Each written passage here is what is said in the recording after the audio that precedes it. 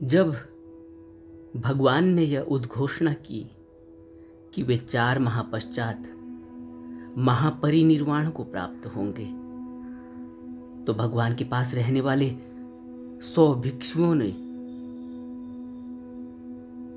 डर का अनुभव किया। उनके अंदर भय उत्पन्न हुआ। अहर्त भिक्षुओं को धर्म संवेग हुआ और जो पृथक जन भिक्षु थे वो अपने आंसू नहीं रोक पाए। सभी भिक्षु झुंड झुंड हो क्या करेंगे, कैसे होगा, क्या होगा, ऐसा सोचते हुए विचरण करते थे। उनमें एक तिस्स नाम का भिक्षु भी था। उसने सोचा शास्ता 4 माह के बाद परिनिवृत्त होंगे और मैं अभी अभित्राग अर्थात रागों से पूर्णतः मुक्त नहीं हुआ हूं। मुझे शास्ता के रहते ही अहरत्व को पा लेना चाहिए। ऐसा सोचकर वह चारों पंथों में अकेले ही बिहरने लगा। उसके साथ कोई नहीं रहता था, वह अकेला ही रहता था। वह अन्य भिक्षुओं से न तो बातचीत करता और एकांत में अपनी विपश्यना साधना को साधता रहता। विपश्यना ध्यान में ही रत रहने लगा। अन्य भिक्षुओं से उसका कोई जैसे वास्ता ही न हो। भिक्षुओं ने यह बात भगवान बुद्ध से कही तो बुद्ध ने तिस्स को बुलाकर उससे ऐसा करने का कारण पूछा। तब तिस्स ने अपनी बात बताई। शास्ता ने उसे साधुकार देते हुए कहा, भिक्षुओं, जो मुझ पर स्नेह रखता है उसे तिस्स के समान होना चाहिए। फूल, गंध, माला आदि से पूजा करने वाले मेरी पूजा नहीं करते। ऐसा करके वे मेरे में श्रद्धा व्यक्त नहीं कर रहे हैं। धर्म के अनुसार आचरण करने वाले ही मुझे पूजते हैं। बुद्ध के यह वचन स्वर्णिम है। इनको एक बार और दोहराना चाहिए। बुद्ध कहते हैं कि भिक्षुओं, जो मुझ पर स्नेह रखता है उसे तिस्स के समान होना चाहिए। तिस्स भिक्षु के समान होना चाहिए। फूल, गंध, माला आदि से पूजा करने वाले मेरी पूजा नहीं करते। ऐसा करके वे मेरे में श्रद्धा व्यक्त नहीं कर रहे हैं। धर्म के अनुसार आचरण करने वाले ही मुझे पूजते हैं। जो विवेक अर्थात धर्म प्रविचय के रस को पीता है तथा उपशय यानी शांति के रस को पीता है, वह निडर होता है और धम्म प्रीति रस का पान करके निष्पाप हो जाता है।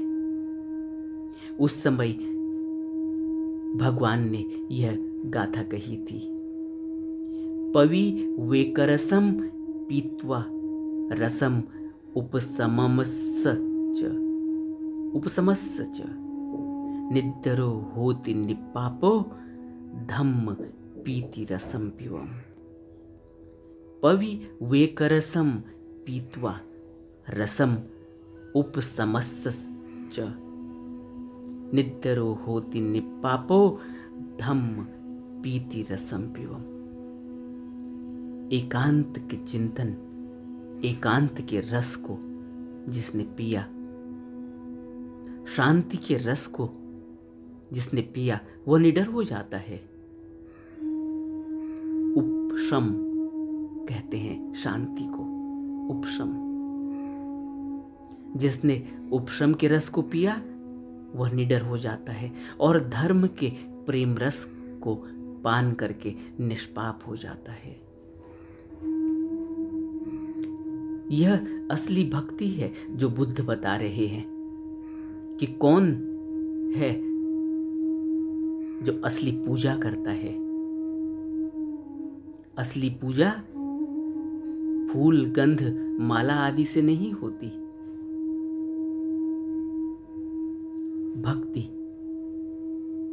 भक्ति शब्द मैंने कभी इस्तेमाल कर दिया था तो कुछ लोगों को बड़ी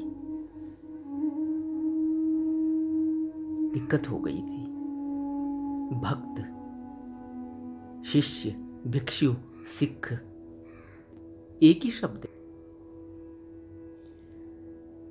तब भगवान ने यह बात कही थी कि पवि वेकरसम पीत्वा रसम उप समस्च निद्रो होति निपापो धम्म पीति रसम पिबम।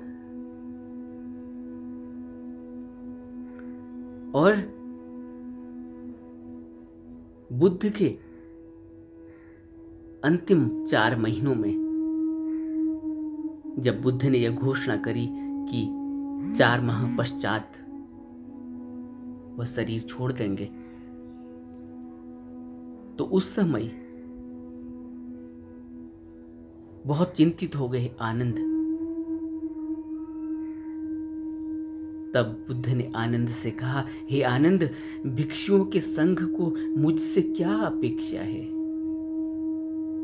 मैंने गूढ़ ज्ञान तथा जनसाधारण की समझ में आने वाले साधारण ज्ञान में बिना कोई भेदभाव किए धम्म का उपदेश दिया है।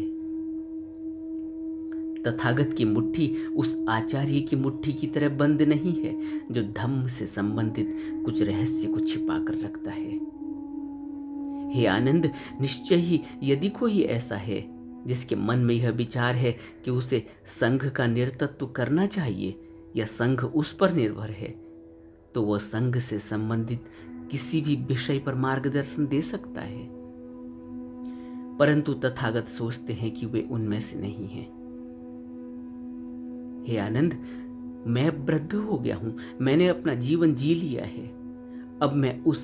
अब मैं इसके अंतिम चरण में हूं।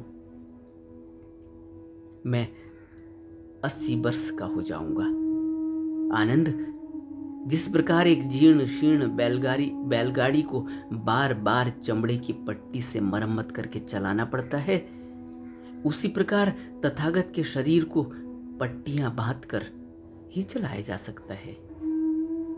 इसलिए हे आनंद, तुम्हारे अंदर जो दीपक है उसे प्रज्वलित करो, उसकी ही शरण लो और कोई दूसरा सहारा मत ढूंढो।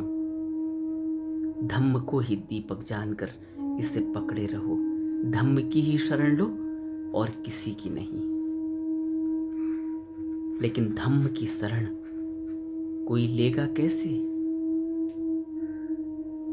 धम्म की शरण आसान भी नहीं। धम्म का एहसास और धम्म क्या है यह बताने के लिए भी तो कोई धम्म का जानकार होना चाहिए।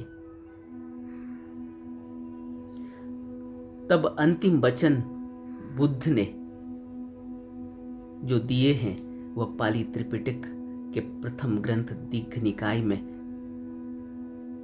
इस प्रकार से लिखे गए कि बुद्ध ने आनंद को बुलाया और कहा, हे आनंद, हो सकता है कि मेरे देहावसान के बाद तुम ऐसा सोचो कि अब हम गुरु के वचनों से वंचित हो गए हैं, अब हमारा कोई गुरु नहीं है। परंतु तुम्हें ऐसा नहीं सोचना चाहिए, क्योंकि हे आनंद, जिस उपदेश यानी धम्म और अनुशासन यानी विनय की मैंने तुम्हें शिक्षा दी है और जिसका पालन करने के लिए तुम्हें कहा गया है, वही मेरे देह त्याग के बाद तुम्हारा मार्गदर्शक होगा। इस प्रकार देह त्यागने से पहले ही बुद्ध ने आनंद के द्वारा अपने सभी शिष्यों को यह भी स्पष्ट कर दिया कि उन्हें किसी दूसरे गुरु की आवश्यकता नहीं और शिष्यों के मार्गदर्शन के लिए उनके द्वारा दिए निर्देश ही पर्याप्त हैं। बुद्ध ने प्रत्यक्ष रूप से निर्देश दिया कि वे उन्हें ही अपना एकमात्र मार्गदर्शक और गुरु माने। तब बुद्ध ने एकत्रित हुए भिक्षुओं से कहा, यदि बुद्ध को लेकर, उनके उपदेश को लेकर, भिक्षु और भिक्षुणियों के संघ को लेकर, इस मार्ग या इसकी अभ्यास की विधि को लेकर तुम में से किसी के भी मन में कोई संदेह या शंका है तो तुम अभी उसका स्पष्टीकरण प्राप्त कर सकते हो। बाद में यह मत कहना कि जब बुद्ध तुम्हारे सामने थे तो तुम्हें प्रश्न पूछने का अवसर नहीं मिला। बुद्ध ने यह बात 3 बार दोहराई, परंतु किसी ने कोई प्रश्न नहीं किया।